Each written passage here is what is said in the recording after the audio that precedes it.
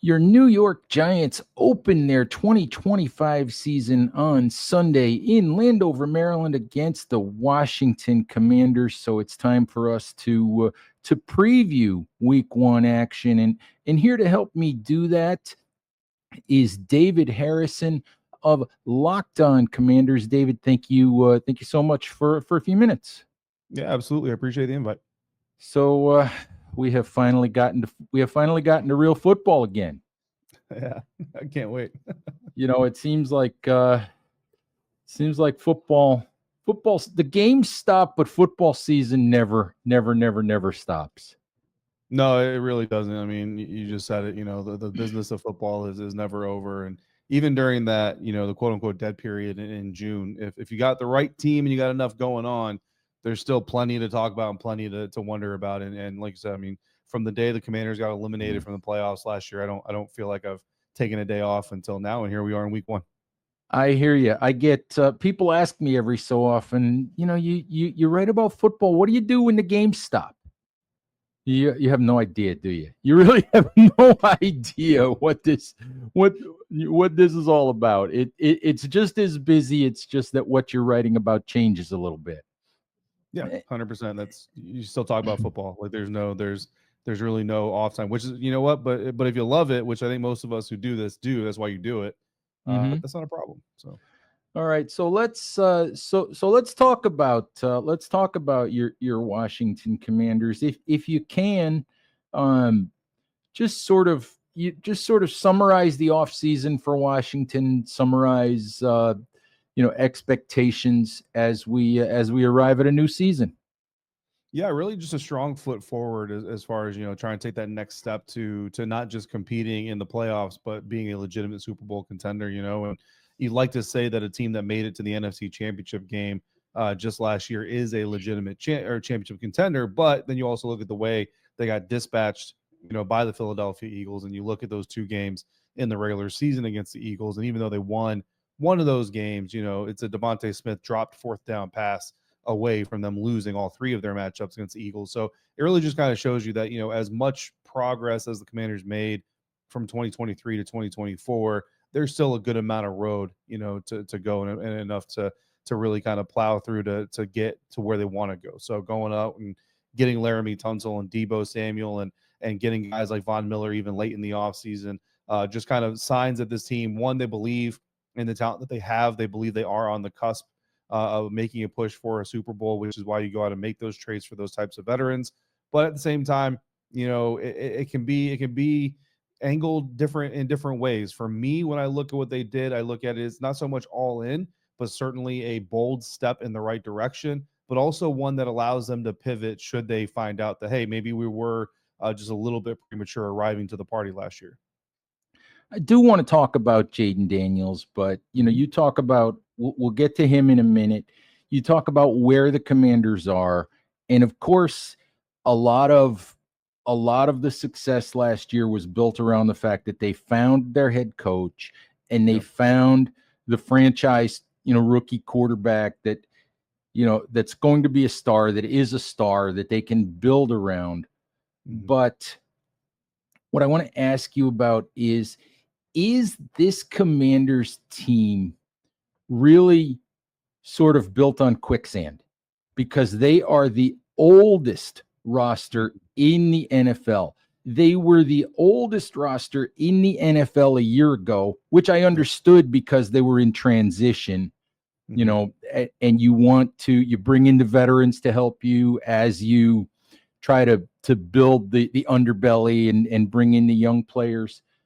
But with guys like Debo and with guys like Von Miller, and obviously bringing back Bobby Wagner, they basically doubled down on being an extremely long in the tooth team. And what you wonder about is, sooner or later those guys fall off the cliff. Sooner or later those guys regress. So as good as it looks, is there some potential or some worry about regression with Washington just because you're looking at such a long in the tooth team? Yeah, I think that, you know, when we came into last season looking at the amount of, you know, older players that they had on, there were certainly concerns was, okay, these guys are just obviously placeholders. And, you know, I think most people had the Commanders at like 7, 8 wins, things like that coming into last season. But then some of those players kind of outperform, you know, their contracts or their status, right? Bobby Wagner, you know, another all pro caliber year and doing the things that he does. Zach Ertz is completely reborn out there on the field as another older, you know, statesman brought onto the roster. So then this year, you know, it gives you a little bit more confidence in what they're doing because, okay, well, those older players that they brought in last year worked out pretty well. So they obviously have faith in their evaluation process and analyzing what it is that made those moves work and why. But really, at the end of it, you know, what you really have to look at with the Washington Commanders is what Adam Peters is doing is maintaining his optionality, right? And he's trying to build this Washington Commanders team into a solid house that, you know, can withstand the storms of the NFL season, but you can't do it in one offseason. We all know that. We've seen teams try to go out there and do it. And what they end up doing is tying themselves to really bad contracts for really long lengths of years. And usually that GM ends up getting fired. So Adam Peters, you know, instead of doing that, he's going out and signing the 1 year older linebacker, the 1 year older tight end, the 1 year older outside rusher. And then behind the scenes, you see them developing guys like Ben Sinnott and even John Bates, who's still a young tight end behind Zach Ertz, hoping that those guys are going to be able to eventually come in and take Zach Ertz's place, remove the elder statesman, put in the now developed, experienced guy in there who you can have for a little while.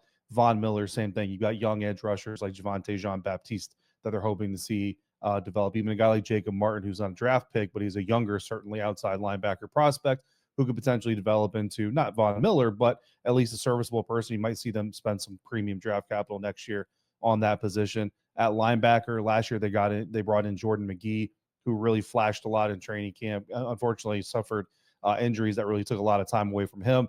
Also suffered injuries this training camp, but in the moments that he's able to play, you really see that potential in him. But they also went out there and they got Kane Madrano out of UCLA in the NFL draft this year, who's a little bit of a safety linebacker type of hybrid guy. And they also went out and got Ali Cajo out of UCLA, an undrafted free agent linebacker who they really like, who made the 53-man roster. So, like, that's essentially what they're doing is kind of like use the old walls, use the old bones of the house to hold the structure up while we bring in the younger material and develop it and grow it into the future replacements. Now, you know, like you said, the concern there is always going to be, is this the year the guy falls off the cliff? Or when an injury happens, is the young guy you're trying to grow, you know, too premature to go out there and take those roles? But I think from a roster building standpoint as a GM, like, injuries can happen to young guys, old guys in the middle, right? So you can't really worry too much about that. And then as far as falling off the cliff, you just got to trust your evaluations.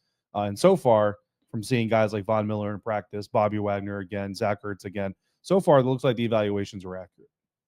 Yeah, I tried. You know, the Giants in the first year of the Joe Shane, Brian Daboll era made the playoffs, surprisingly. And people thought, oh, they're fixed.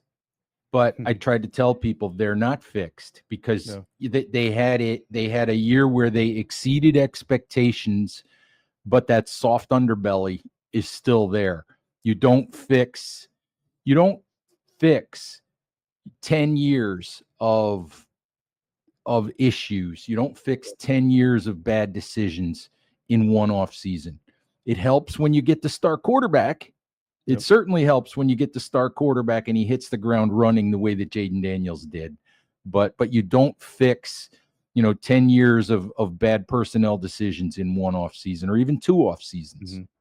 Yeah, it's really hard, and that's where, Adam Peters is taking kind of a somewhat unique approach to it, right? But I also think when you look at the job that Dan Quinn and Adam Peters came into, they had the ability to very easily turn over 60% of the roster. When you look at the 2023 initial 53-man roster and the 2024 initial 53-man roster, there's north of a 60% over or turnover from those two rosters, and they did it because most of those contracts were already expiring. They didn't really have to release anybody or trade anybody and come up with a dead cap. Now they end up trading some other players anyway, Jahan Dotson, they release Emmanuel Forbes, things like that, along the way.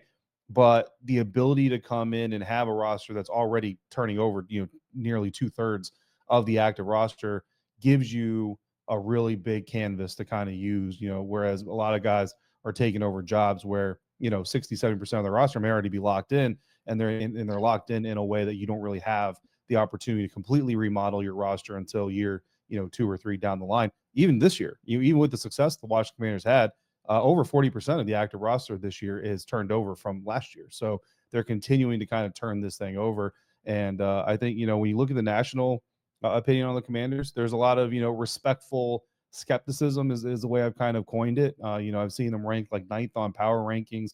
But then just this morning on Good Morning Football, like 3 out of the 4 analysts predicting the playoffs didn't put the Commanders in the postseason. They've got a much more difficult schedule ahead of them this year, much more travel ahead of them this year. And I think that's kind of an underrated benefit that they had last year, was really not traveling much at all.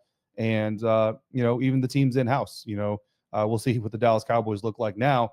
But the New York Giants, I think, certainly have gotten better, at least on paper. So even your in-house competition is going to be elevated compared to what they saw last year. So let's talk a little bit about Jaden Daniels. Obviously, spectacular rookie year. Turned out to be the second year in a row that a rookie quarterback came in and hit the ground running and was fantastic. Obviously, J.C. Stroud the year before. What are the growth areas for Jaden Daniels? What can he do better? Obviously, a guy, whatever he was last year, he's still not a finished product. There's going to be things he gets better at. What are the growth areas for him, in going into year 2? Yeah, and I think that's something that a lot of people can lose sight of because of how good his rookie year is. Like this is still a young quarterback who's got room to get better. Some of his pre-snap reads can certainly continue to get better. I think every quarterback in the NFL. I remember covering Tom Brady near the end of his career, and he was still someone who was trying to get smarter about pre-snap reads even into his age. So if he's doing it at that stage of his career, there's no reason Jaden Daniels shouldn't be doing it. And that's something that he certainly has done this offseason, is try to get better at the pre-snap reads, understanding what defenses are going to try to do to him and throw at him, and also working on his footwork. It's really no secret that Jaden Daniels loves to use the right side of the field.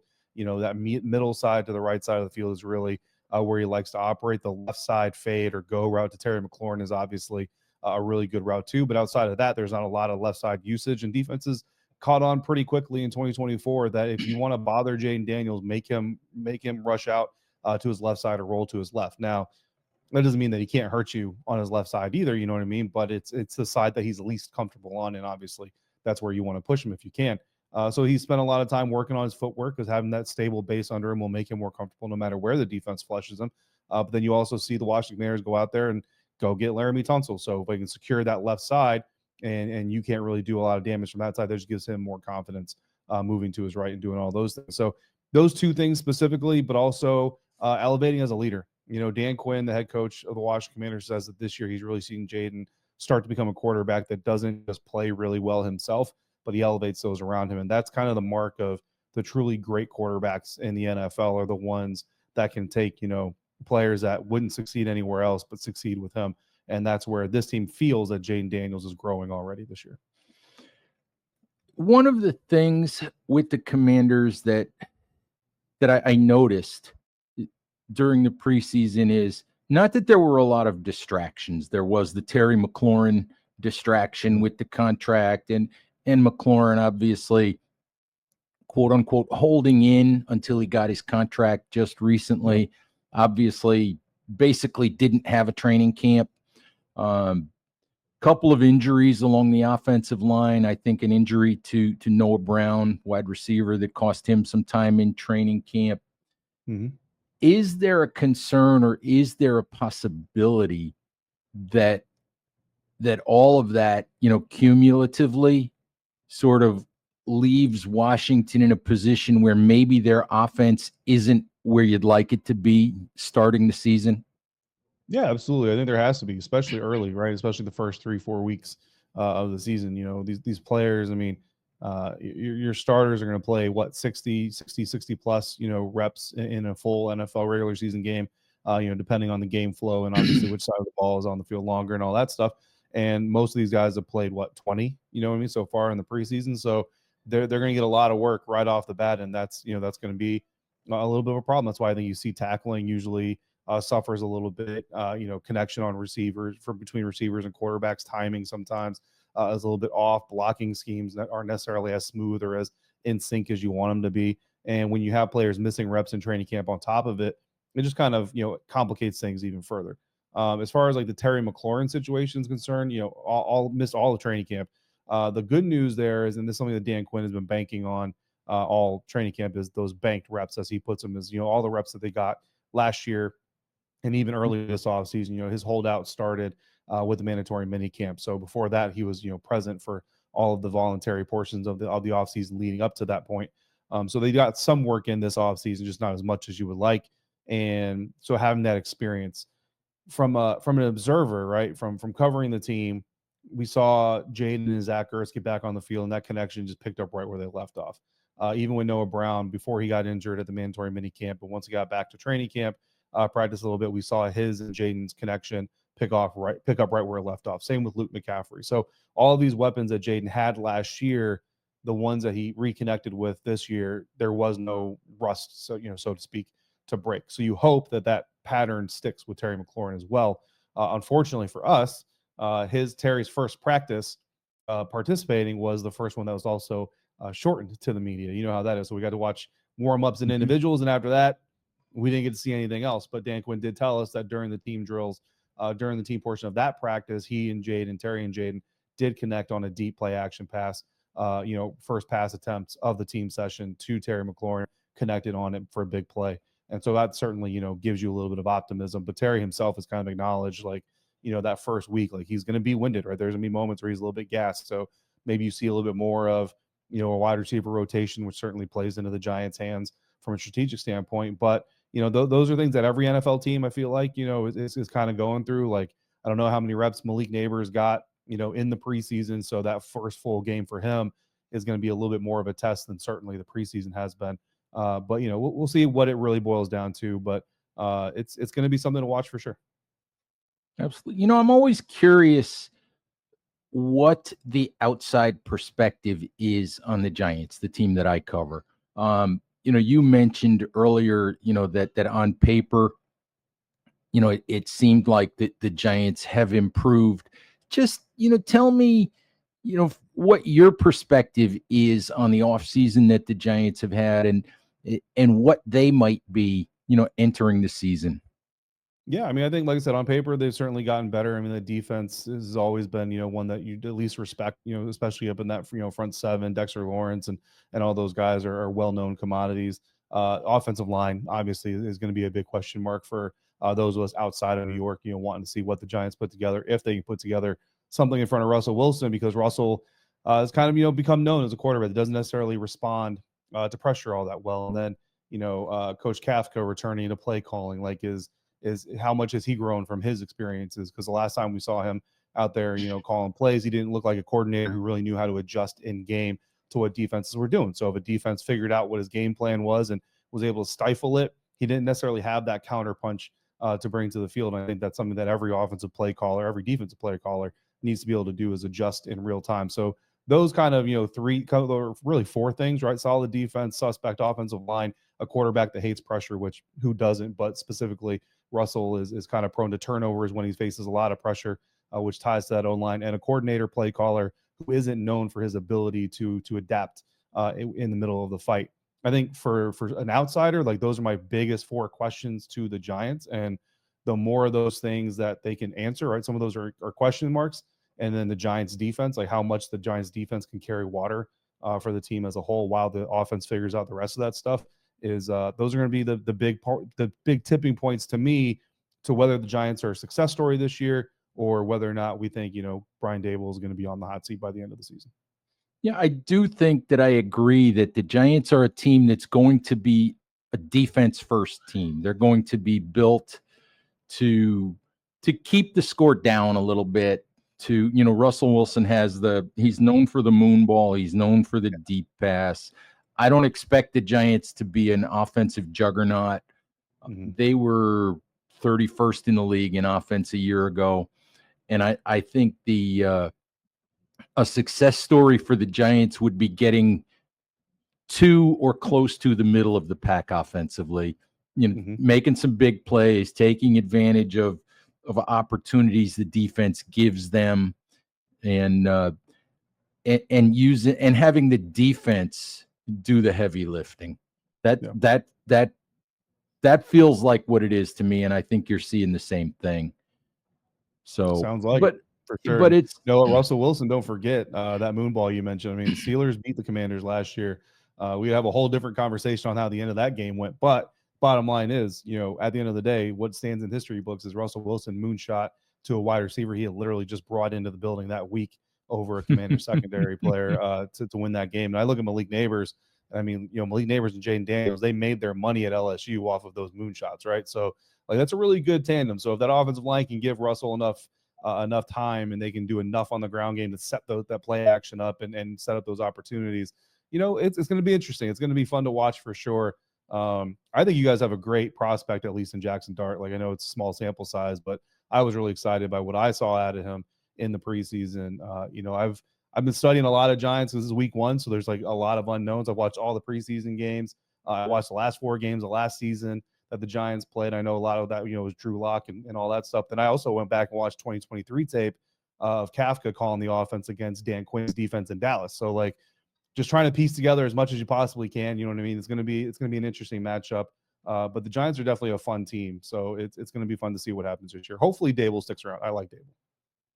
I think, Jackson Dart, Dable's future's tied to Jackson Dart, of course. Yeah. And the big question around New York is, of course, how much patience is Brian Dable going to have? He said over and over and over, Russell Wilson is the starting quarterback, but all bets are off after week 1, I think. And all bets are off depending on how things go for the Giants and how patient Dable thinks he can be before he gets Dart into the lineup. I'm just curious, from your perspective, obviously, CJ Stroud, Jaden Daniels, as we talked about before, success from week 1. But those are still outliers. That still doesn't happen for every quarterback that steps on a field in the NFL. You can ask Bryce Young. We'll see what happens this year with Cam Ward. But what's your take? What's your philosophy on whether it's better to play or sit? I mean, from where I sit, I think with the way the Giants are set up, the longer they can wait before making the move to Dart, the longer they can wait, the better it might be for the young man. Yeah, 100%. I'm with you. And especially, I think context obviously matters a lot in these situations. If Russell is struggling because teams are, putting a cap on the deep ball, making him throw underneath, making him make quick decisions, and they're turning him over and things like that, maybe the run game isn't getting going, then I think you're okay bringing in Jackson Dart for, say, the last 4 or 5 games of the season, right? And I think post-bye week is always like the sexiest time to replace a quarterback. But if it's a pressure situation, like if Russell Wilson is just getting beat up back there, and you hate to do it to Russ, right? But if you're running a franchise, do you want your veteran bridge quarterback getting beat up, or do you want your rookie, hopefully franchise quarterback of the future getting beat up? I think the easy answer is you want your veteran getting beat up, right? Like, and you want to keep your rookie at least as safe as possible. You go out there and get him pummeled by a bunch of stones out there at the end of the season. Like, yeah, you got him reps, but what good were those reps? Like all reps aren't created equal. And if that dude comes out of those 4 or 5 games shell-shocked, you've got a shell-shocked quarterback coming into your second year. I'd rather keep him on the bench, get the mental reps, get the film study, do all those things, maybe even have little side conversations like say, hey, in the future, in this situation, here's what I need you to do versus what actually happened on the field. Go out there and invest in the offensive line. Laramie Tunsil's not available for trade anymore, but somebody else might be. Go spend draft capital even more, even though I know they already have kind of, in recent history. But, you got to get that offensive line right. Like, it doesn't matter. Look, if you got to spend 7 first-round draft picks on your offensive line over the years to get it right, you got to do it. You know what I mean? Because that's how important it is. But for me, throwing a rookie quarterback behind a suspect offensive line has never been the smart decision. And I've never done a deep dive into it, but I think the research and the history will probably show you that more often than not, it doesn't go very well. Yeah, I think I agree with you, and I haven't done the deep dive either. But I do think more often than not, it is not advantageous for the young guy to start from week 1. Last question for you, and this is it's one of my favorite questions. It's one that I always ask an opposing writer, an opposing blogger when we do at SB Nation sites, we trade 5 questions each week with, this week for SB Nation, it would be with the folks at Hogs Haven. And one of the questions that I love to ask is, if you could take one player off the Giants roster and put him into your lineup. You're smiling because I think you know the answer that you're going to give me already. I do. Who is it and why? So there's actually 2 answers. So I'll give you my answer real quick. Like, just me in a vacuum, it's Dexter Lawrence. I mean, that disruptive presence in the middle of the field, plus the personality. Like, you just love everything that Dexter brings. He's one of those rare players that I've actually gone out of my way to make sure I talk to him. Not on the record, but just catch up with him, any chance I get to. Saquon, was another one. Anytime I came up to New Jersey and he was around, I always made sure that I caught up with him as well. Same thing in Philly now that he's there. But the answer has to be Malik Neighbors. I mean, that's Jaden Daniels' guy. They'd be a dynamic duo even with Terry. I mean, look, you love the idea of Terry, Debo, and Malik. If you could ever have that, I mean, good luck to the NFL. But the answer from a Commander's perspective would have to be Malik Neighbors, and I would totally be on board. But from just like my personal just football mind, it would be Dexter Lawrence, because what he does to the trenches is just ridiculous. I'll let you in on a little something here. Obviously, the Jaden Daniels, Malik Neighbors connection is there from LSU and their buddies and all of that. There is, I have this fear from a Giants perspective that if they don't get this right with Jackson Dart, and they don't get this right in the next couple of years, that somewhere around 2027 or 2028, Malik Neighbors is going to be wearing a Commander's uniform and catching passes from Jaden Daniels. I just have that fear. Yeah, no, I totally get it. But the good news for the Giants and for Giants fans that have that same concern is the Cowboys basically just showed you the blueprint to make sure that doesn't happen, right? You trade him to a team that you're not going to extend him, or for whatever reason, whether it's he doesn't want to stay there or you can't afford it, whatever reason you come down to where that he's not going to be a part of your future, no matter whose decision that is. You trade him to a team that he's going to sign that contract with outside the division, and you make sure that if he's going to do like Micah Parsons has been on record saying the only coach he really rides with is Dan Quinn. And so everybody, as soon as the trade conversation happens, every Commanders fan is asking. I mean, I even did an episode about Micah Parsons' trade to Washington. Even in the beginning of the episode, I said, this is not going to happen, but it's such a fun idea. And we know that if Micah had his choice of where he went, it would be Washington. Look, if Malik had his choice of where he played outside of New York, I would not be surprised if it was Washington, just because of that Jaden Daniels connection. Brandon Ayuk wanted to come to Washington because of it. I've got some friends of friends that tell me that Rachaad White, the running back in Tampa Bay, may want to come to Washington if he becomes a free agent next year because of it. So those connections are very real. But yeah, the Giants, they have the ability that fourth year, if it's just not going to happen for a fifth year or whatever it is, trade him to New England and he signs an extension there, and maybe in his 9th year he ends up in Washington, and hopefully by then, if you're the Giants, you've got enough figured out that it's not that big of a deal. But yeah, I definitely get the fear. All right. Yeah. It's there, and maybe I'm not the only one who's thought about it, but anyway, David, I appreciate the time, appreciate the insight. If you want to let folks know, where they can find your work, I know it's over on Locked On Commanders, but if you want to let them know where else they can find you, go right ahead. Yes, sir. I appreciate your time as well. Locked On Commanders, like you mentioned, 5 days a week. It's on YouTube and anywhere audio podcasts are found. Also, WUSA9.com, the local CBS affiliate in DC, is who I work for. Writing, covering the Washington Commanders from that aspect. Also, right over at SI.com/NFL/Commanders. Right? Yeah, I cover the Commanders for SI as well. Doing that. All right, David, thank you very, very much for the time. Giants fans, please remember to like, share, and subscribe to support the channel. Please stay safe out there. Take care of each other, and we'll talk to you soon. Bye-bye.